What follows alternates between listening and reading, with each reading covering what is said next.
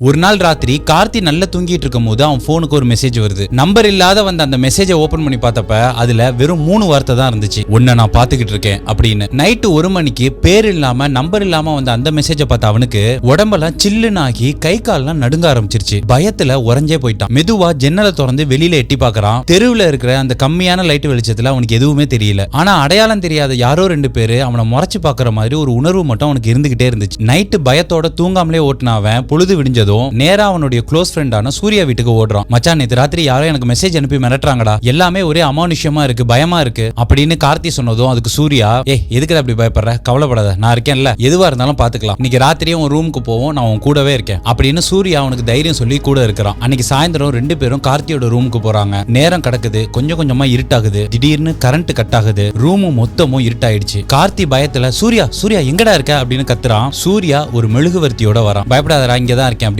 அப்போ ரூம்ல இருந்த கண்ணாடியில ஒரு கருப்பு உருவம் வேகமா மறைஞ்ச மாதிரி கார்த்திக்கு தெரிஞ்சதும் கார்த்தியோட இதயம் தொண்டைக்கே வந்துருச்சு. இவன் பயப்படுறத பார்த்த சூர்யா, உன்னை பயமுறுத்ததாண்டா இதெல்லாம் யாரோ பண்றாங்க. இப்போ சூர்யா, ஒன்னு பண்ணுவோம், இப்ப என் வீட்டுக்கு போயிடலாம், அதுக்கு முன்னாடி இங்க ஒரு சின்ன கேமராவை செட் பண்ணி வச்சுட்டு போவோம், நாளைக்கு வந்து பார்த்தோம்னா என்ன நடக்குது அப்படிங்கறத ஈஸியா கண்டுபிடிச்சிடலாம் அப்படின்னு சொல்லிட்டு ஒரு கேமராவை அவனுடைய ரூம்ல செட் பண்ணிட்டு 2 பேரும் சூர்யாவோட வீட்டுக்கு போயிடுறாங்க. அடுத்த நாள் காலையில கார்த்தி பயங்கர பதட்டத்தோட வேக வேகமா அவன் ரூமுக்கு வந்து அவன் லேப்டாப்பை ஓபன் பண்ணி அன்னைக்கு நைட்டு ரெக்கார்டான அந்த வீடியோவெல்லாம் பார்க்க ஆரம்பிக்கிறான். ரொம்ப நேரம் அந்த வீடியோல ஒண்ணுமே இல்ல. கொஞ்சம் நடுராத்திரி தாண்டினதும் ரூமோட கதவு மெதுவா திறக்குது. அங்க ஒரு உருவம் வருது. அது கார்த்தி உட்கார்ந்து இருக்கிற டேபிள ரொம்ப நேரம் பார்த்துக்கிட்டே நிக்குது. இந்த காட்சியை கார்த்தி பயத்தோட பார்த்துக்கிட்டே இருக்கான். அப்புறம் அந்த முகம் யாரு அப்படிங்கறதையும் ஜூம் பண்ணி பார்க்கறான். அந்த உருவம் யாருன்னு அவனுக்கு தெரிஞ்சதும் கார்த்தியோட இதயம் ஒரு நிமிஷம் நின்னு போச்சு. ஏன்னா அதுல தெரிஞ்ச அந்த உருவம் அவன் நம்பிக்கிட்டு இருந்த அவனுடைய க்ளோஸ் ஃப்ரெண்டு சூர்யாவோடது. அதிர்ச்சியாகி சூர்யாவுக்கு போன் பண்ண போன் எடுக்கிறான். சூர்யா கிட்ட இருந்து அவனுக்கு போன் வருது. இப்ப அதுல சூர்யாவோட குரல், உனக்கு எல்லா உண்மையும் தெரிஞ்சிருக்கும்னு நினைக்கிறேன், நீ பயந்த அன்னைக்கு நைட்டு உன்னை கொலை பண்றதுக்காக வந்தது நான் தான். உன் மேல உள்ள பொறாம, உன்னுடைய வளர்ச்சி இதெல்லாம் பொறுக்க முடியாம உன்னை முடிச்சு விட்டுறணும்னு நினைச்சேன். ஆனா நீ ஜன்னலை திறந்து பார்த்தப்ப